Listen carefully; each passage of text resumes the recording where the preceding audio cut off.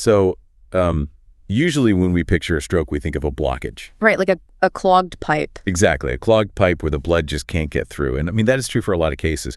But there's this massive percentage of strokes and a huge chunk of dementia cases, too, where the pipe isn't blocked by a clot at all. It just fails. The structural integrity gives out. Yeah, the wall itself just loses integrity. Imagine a 65-year-old patient who comes in with cognitive decline and maybe minor stroke symptoms, but their MRI doesn't show a massive clot. It shows these diffuse, widespread microbleeds and white matter damage. Which is classic small vessel disease, or SVD. It's responsible for up to 30% of all strokes worldwide. Yeah. And it is the leading cause of vascular dementia.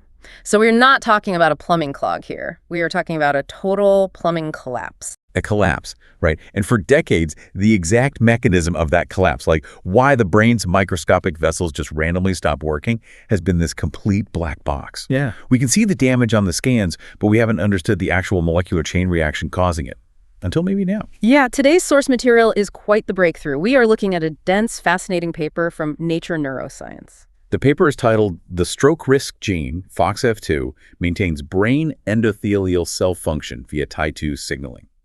And our mission for this deep dive is to completely decode that title for you. We are not just skimming the abstract today. We are going to track this mechanism step by step from a single typo in your DNA all the way to a drug that might actually fix it. And we should probably start with that risk factor, right? The DNA part. Yes. Let's set the stage. For years, these massive studies called genome-wide association studies, or GWS, have been scanning thousands of human genomes, and they kept flagging this one specific gene, FOXF2. Right. So GWS is great at pointing fingers.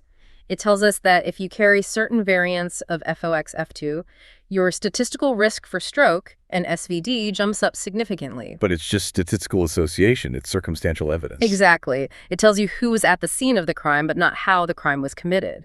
To move from association to causality, the researchers had to figure out what FOXF2 is actually doing in the human brain. Okay, so let's unpack this suspect. What is FOXF2? So FOXF2 stands for forkhead box F2. Biologically, it is a transcription factor. You can think of a transcription factor as a manager protein. A manager. Yeah, its job isn't to be a physical brick in the wall of the blood vessel. Its job is to hold the master blueprints and tell the construction crew, which are the other genes, what to do and when to turn on or off. Okay, and where exactly is this manager stationed in the brain? Exclusively in the vascular walls. The study highlights that FOXF2 is enriched specifically in brain endothelial cells and parasites. But mostly we are focusing on the endothelial cells today. Let's just call them BECs. Brain endothelial cells, right? So if we use an analogy and say the blood-brain barrier or the BBB is a fortress wall, the BECs are the individual stone bricks making up that wall. And FOXF2 is the site architect, making sure that wall stays standing. So to figure out what the architect does, the researchers essentially decided to fire him and see what happens. That's biology for you. You break it to see how it works. They created a highly specific, genetically modified mouse model. They called it the FOXF2 IECO model. IECO, inducible endothelial cell knockout. Right. And the inducible part is a really crucial detail here. If you just delete the FOXF2 gene in a mouse embryo, the mouse never develops properly. It's embryonic lethal. They needed to see what happens in a fully formed adult brain. So they used a chemical switch. Exactly. They used a drug called tamoxifen. By injecting tamoxifen into adult mice, they triggered a system that went in and deleted the FOXF2 gene, but only in the endothelial cells. So the castle is already built, the walls are up, everything is fine, and then suddenly the architect just vanishes from the site. What was the immediate fallout when they looked under the microscope? Complete vascular regression. They used this advanced technique called light sheet microscopy to map the cortex, and the vessel density just plummeted. They literally retracted. Yeah, the capillaries started to thin out and disappear. The total length of the vessels shortened, and the number of bifurcations, you know, the splits where the vessels branch out like city streets, decreased significantly. That sounds totally counterintuitive, though. Why would the adult body destroy its own oxygen supply lines just because one management gene went offline? Because the survival signal stopped. Endothelial cells need constant positive reinforcement to stay alive and stable. When FOXF2 disappeared, the researchers did RNA sequencing and found that a whole suite of other critical genes just suddenly turned off. Without the manager, the crew stops working. Precisely. And the most important gene that dropped out, the one that really drives this whole paper, is called Tie2, sometimes called TEC. Tie2. Okay, so before we get into the deep molecular pathways, Let's do a quick recap of segment 1 for everyone listening. If you're taking notes, here are the bullet points. Number 1, FOXF2 is a risk gene for stroke found in human populations. Number 2, it acts as an architect in the brain's endothelial cells. Number 3, when you delete it in adult mice, the blood vessels literally shrink and regress. And number 4, it causes a critical gene called Ti2 to shut down. That's the perfect summary. So here's a question for you listening. If a single gene deletion can physically erase blood vessels in an adult brain, how much of our vascular aging is just natural wear and tear versus genetic programming shutting down? It's something to think about. It really changes the paradigm of aging. Let's dive into segment 2, the signal chain. We're entering the engine room of the cell now. The paper maps out this very specific molecular relay race, and I want to walk through this step by step, because this is where the FOXF2 story gets incredibly precise. Let's do it. So we established that Ti2 is the critical gene that drops off. Ti2 is a receptor protein. It sits on the surface of the endothelial cell like an antenna. An antenna listening for signals. Right. And when that antenna is active, it tells the inside of the cell everything is good, stay stable, keep the barrier sealed. But without the FOXF2 architect, the cell stops manufacturing the Ti2 antenna. So step 1 in our engine room is FOXF2 physically binds to the DNA promoter of Ti2 and turns it on. Architect builds the antenna. Exactly. Now step 2. When the Ti2 antenna is active and receiving signals, it triggers a chemical pathway inside the cell called PI3K ACT. PI3K ACT. We usually hear about the ACT pathway in cancer research or metabolism, right? We do, but here in the brain endothelium, it has a very highly specialized job. ACT acts like a security guard. When Ti2 activates ACT, the ACT security guard goes hunting for a specific protein called FOXO1. Okay, let's pause. We have FOXF2, which is our architect. Okay. And now we have FOXO1. Despite the similar names, they are not on the same team in this story, are they? They are absolute mortal enemies. If FOXF2 is the good fox who builds the wall, you can think of FOXO1 as the bad fox. Let's call him the saboteur. I love that, the saboteur. If the saboteur is allowed to sit inside the cell's nucleus, the command center where DNA is read, it actively represses the genes that keep the blood vessels stable. It basically orders the cell to tear down the walls and undergo apoptosis or cell death. So the entire goal of a healthy blood vessel is to keep the saboteur out of the command center. Exactly, and that is what the ACT security guard does. ACT finds the saboteur FOXO1, it phosphorylates it, which just means it tags it with chemical marker, and that tag physically ejects FOXO1 out of the nucleus. Nuclear exclusion. Yes, nuclear exclusion. And because the saboteur has been kicked out of the control room, the cell is now free to produce the final prize in this chain, a molecule called NOS3. NOS3. Endothelial nitric oxide synthase, which, as the name implies, manufactures nitric oxide, NO. You got it. Nitric oxide is the holy grail for vascular health. It's a gas that diffuses into the vessel walls, telling them to relax, maintain elasticity, and keep the barrier sealed tight. Okay, let's piece this whole engine together. And I have a mnemonic for you listening to help lock this in. Think FTA-FN. Foxes tie up bad foxes for NO. I like that. Foxes tie up bad foxes for NO. Let's trace it. The good fox, FOXF2, turns on the Ti2 antenna. Ti2 activates the ACT security guard. ACT kicks out the bad fox saboteur FOXO1, which allows the cell to make nitric oxide, NO, FTA-FN. That is the exact sequence the researchers proved. That sequence equals a healthy, robust blood vessel. But in our genetically modified ischemic mice, we fired the good fox. Which means the Ti2 antenna disappears, the ACT security guard falls asleep, and the bad fox saboteur marches right back into the nucleus. It shuts down NOS3 production, nitric oxide levels plummet, and the cell starts tearing down its own walls. Which brings us to our second recap. Segment 2 summary. The mechanism is a relay race. FOXF2 maintains Ti2. Ti2 activates ACT to evict the destructive FOXO1 protein. This allows the production of nitric oxide, keeping the vessel healthy. If you lose FOXF2, you lose nitric oxide. Spot on. So question for the audience. We always hear about taking antioxidants to protect our nitric oxide levels, but if the genetic machinery producing it is switched off, do lifestyle factors even stand a chance? Hold on to that thought. It's a sobering question. Let's move to segment 3, the leak. The wall is being torn down. The researchers call this BBB leakage. The blood-brain barrier is failing. But the paper details that it's not just like a pipe bursting. It's a microscopic failure of the materials. Right. It fails in two very distinct biological ways. And they proved this by injecting fluorescent tracers into the bloodstream of the mice. Things like Evans blue dye, TMR dextran, and a protein called fibrinogen. In a healthy mouse, those tracers stay inside the blood vessel. Completely contained. But in the FOXF2 deficient mice, Those tracers leaked straight out of the vessels and flooded into the delicate brain tissue. And fibrinogen in the brain is highly toxic. Right. It causes massive inflammation. It causes severe neuroinflammation. And importantly, they didn't just see this in mice. They actually analyzed postmortem brain tissue from human patients who had died with severe small vessel disease. Like human connection. Yes. They found the exact same pathology in the human brains. Fibrinogen leaking everywhere and defects in collagen type IV, which is a structural protein. It heavily validates that this FOXF2 mouse model is a very accurate representation of human SVD. So how exactly is the barrier leaking? You mentioned two distinct ways. The first type of failure is paracellular leakage. Para meaning beside or between. This is a failure of the seal between the individual endothelial cells. Like the mortar between the bricks crumbling. Exactly. When the saboteur FOXA1 takes over the nucleus, it downregulates a crucial tight junction protein called claudin-5, or claudin-DN5. Claudin-5 is the mortar. It is the mortar. Without it, the physical space between the cells widens and plasma leaks right through the gaps. Okay, that's paracellular. What's the second way? Transcellular leakage. Trans meaning across or through. This is leakage straight through the body of the cell itself. And this happens because of a massive increase in these structures called caveolae. Caveolae.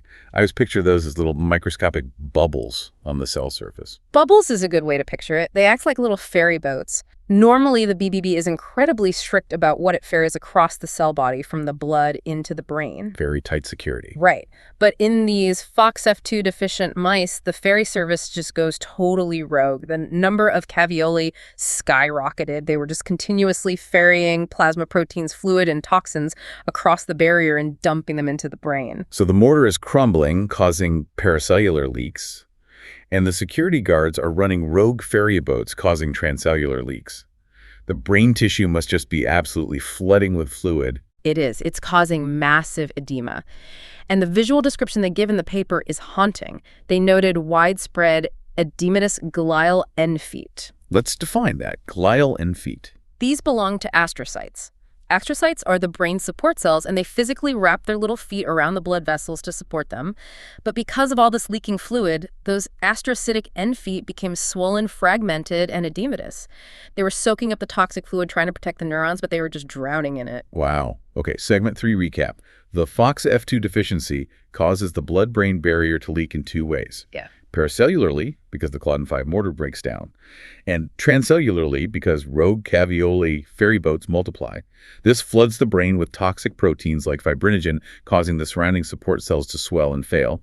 And this was validated in human SVD patients. Perfect. Audience question. If your brain's support cells are drowning in plasma just from a genetic leak, could this silent daily damage be the actual root cause of cognitive decline years before a major stroke ever happens? The evidence is certainly pointing that way. Which brings us to segment 4. Functional hyperemia and the stress test. We have a leaky brain. The infrastructure is crumbling. But the researchers wanted to know if the plumbing still functioned dynamically. Could it respond to demand? This is the concept of neurovascular coupling or functional hyperemia. Let's explain that. Think of it as supply on demand.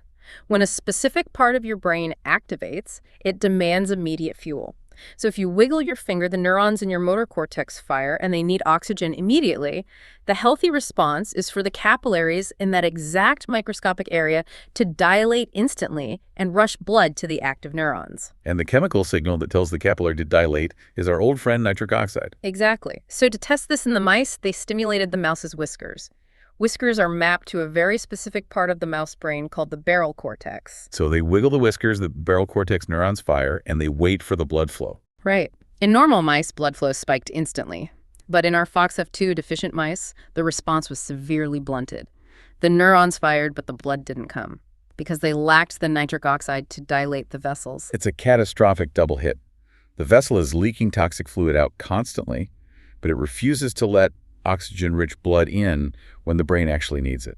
And that creates a brain that is incredibly vulnerable to any kind of systemic stress. So the researchers put them through the ultimate stress test. They gave the mice a stroke. They induced a stroke intentionally. Yes, using a highly standardized procedure called MCAO, transient middle cerebral artery occlusion. Basically, they block a major artery in the brain for a short time to mimic a human ischemic stroke, and then they reopen it. And how did our genetically weakened mice fare compared to the control mice? Terribly. The infarcts, which are the areas of dead brain tissue, were significantly larger in the FOXF2 mice.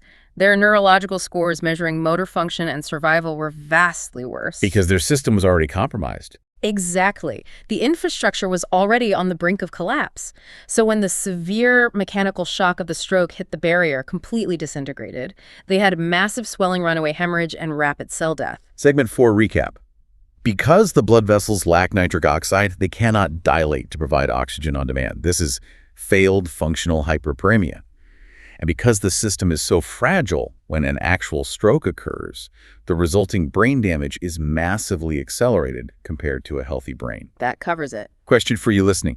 We usually grade the severity of a stroke by the size of the clot or the time it takes to get to the hospital. But does this mean your pre-existing genetic vascular health is actually dictating how much brain tissue you will lose before the ambulance even arrives? It's a terrifying thought, but yes, the baseline matters. Which feels pretty grim. Yeah. You have the genetic typo FOXF2 leading to the saboteur FOXO1 causing the leak and the lack of flow. If you are a human listening to this who happens to carry this risk variant, are you just doomed to vascular decline? And this is where the paper pivots from a medical tragedy to a biological thriller. Segment 5. The rescue. Finally, some good news. Yes. The researchers asked a brilliant pharmacological question. If we cannot fix the broken FOXF2 architect because gene therapy is incredibly difficult, can we just hack the signaling pathway further downstream? They decided to target the Tie2 antenna directly. Right. But they didn't try to add more Tie2 to the system. They did something much more clever using a drug called AKB-9778. AKB-9778. What does this drug actually do? It is an inhibitor of an enzyme called VEPTP. Let's unpack that. What is VEPTP's normal day job in the cell? It's a phosphatase. Its natural job in a healthy cell is to constantly turn off the Tie2 receptor. It acts as a continuous brake pedal, ensuring the Tie2 signal doesn't get too hyperactive. Oh, I see the strategy here. Let's use a car analogy. In our sick mice, the FOXF2 gas pedal is missing. So the Tie2 engine is basically idling and failing. The drug AKB-9778 goes in and physically cuts the VEPTP brake lines. That is exactly right. By inhibiting the inhibitor, they force whatever remaining Tie2 the cell had to become highly active. They force the engine to rev up even without the gas pedal. And what were the results? Did cutting the brakes actually fix the wall? It was remarkable. Treating the FOXF2 deficient mice with AKB-9778 functionally restored the blood-brain barrier integrity. It stopped the fluorescent tracers from leaking. Did the Claudin-5 mortar come back? Yes. Claudin-5 expression was rescued, and the Cavioli ferry boats went back down to normal operational levels. What about our saboteur FOXO1? Ejected. Because Tie2 was forcefully activated by the drug, the ACK pathway fired back up and it successfully kicked FOXO1 out of the nucleus. Wow. And did this chemical rescue actually translate to better survival when they gave the mice a stroke? Massively. The mice treated with AKB-9778 had significantly smaller infarct sizes, and their neurological recovery scores improved back toward normal levels. It proved that you can structurally reinforce a genetically vulnerable vessel by manipulating the specific pathway. This is a huge conceptual leap. It separates the genetic destiny from the medical outcome. You might be born with the bad FOXF2 blueprint, but you are not condemned to the stroke damage if we can pharmacologically intervene. And to make sure this wasn't just a mouse phenomenon, they ran a final critical validation step using human cells. Right, they use CRISPR. Yes, they took human-induced pluripotent stem cells, iPSCs. These are basically human cells reprogrammed into a stem state and then grown into brain endothelial cells. They used CRISPR to intentionally delete the FOXF2 gene in these human cells. And what happened? The human cell showed the exact same defects: low Tie2, low nitric oxide, unstable structures. And then they applied the drug. They treated these human cells with AKB-9778 and they healed. The signaling pathway was fully restored and nitric oxide production returned. That is incredible. Segment 5 recap. Researchers bypassed the genetic defect using a drug called AKB-9778. This drug acts by inhibiting VEPTP, which is the natural brake pedal on Tie2. By cutting the brakes, Tie2 activates a VIX. FOXO1 restores the BBB and protects the brain from massive stroke damage. And this works in both mouse models and human stem cells. A textbook rescue experiment. Audience question. AKB-9778 is actually already in clinical trials for certain diabetic eye diseases. It's a known drug. How fast do you think we will see trials repurposing these exact pathway drugs for human stroke prevention? Hopefully very soon. The pathway is too clear to ignore. Let's move to our final segment, segment 6. The synthesis and some conceivable details we don't want to gloss over. Right. There are a few nuances in the discussion section that really tie this whole deep dive together. One detail that stood out to me was the timeline of the treatment. Yes, this is vital for real-world clinical application. They didn't just look at the immediate aftermath of the stroke. They looked at the acute phase, which is 1 day post-stroke, and the subacute phase, which is 3 days out. And the drug still helped 3 days later. Yes, the benefits of AKB-9778 persisted. It suggests that stabilizing the blood vessels isn't just a preventative measure before the stroke happens. It actively helps the brain survive and manage the inflammatory cascade during the critical recovery window. There was also an interesting biological vicious cycle mentioned involving our saboteur FOXO1. Yeah, it's a compounding error. When FOX2 goes down, we know FOXO1 goes into the nucleus and represses Claudin-5. But the researchers noted that FOXO1 also actively promotes another molecule called Ang2. Angiopoietin-2. Exactly. And Ang2 happens to be a natural antagonist to Tie2. Oh, wow. So the saboteur does just tear down the mortar. It actively sends out signals to further jam the Tie2 antenna. It creates a vicious downward spiral that accelerates the vessel collapse, which is why breaking that cycle with a drug is so critical. Another detail we briefly mentioned earlier but need to clarify. FOXF2 is present in parasites too, right? Not just endothelial cells. It is. And previous studies have shown that parasite defects absolutely contribute to BBB breakdown. So how do we know this whole story isn't just about parasites? Because of the precision of the mouse model. The IECO model specifically and exclusively deleted FOX2 in the endothelial cells.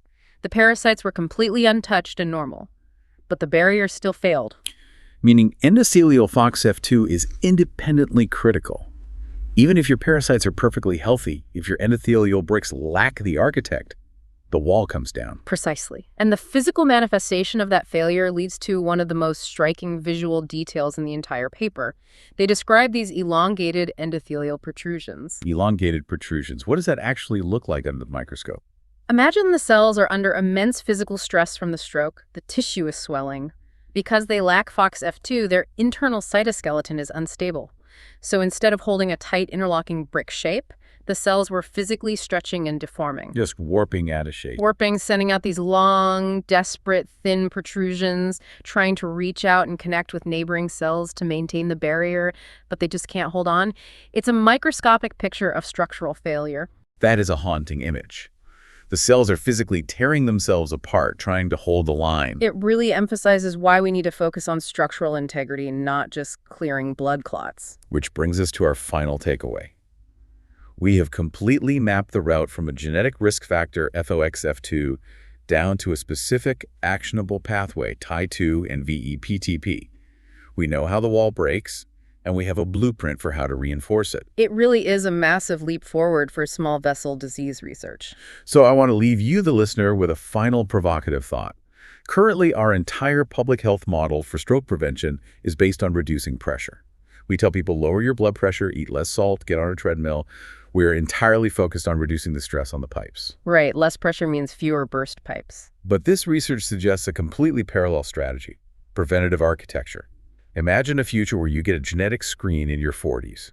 Your doctor sees you carry the high-risk FOXF2 variant. So instead of just telling you to eat less salt? Exactly. Instead of just that, they put you on a targeted VE-PTP inhibitor, a vessel strengthener, a daily pill that artificially revs up your Tie2 engines, evicts the saboteur, and structurally reinforces the microscopic walls of your brain. Moving from reactive plumbing to proactive engineering. It's personalized vascular medicine. So ask yourself, if you had the option, would you take a vessel hardener today to prevent the silent creeping leaks of dementia tomorrow? Which strategy yields better long-term health, busting the clots or reinforcing the pipes? I know which one I would choose. It is always better to reinforce the wall than to try and patch the breach while a flood is happening. Next time you hear about stroke risk, don't just think about lifestyle. Think about the genetic architects holding your mind together. Thank you for joining us on The Deep Dive. Keep exploring, and we will catch you on the next one.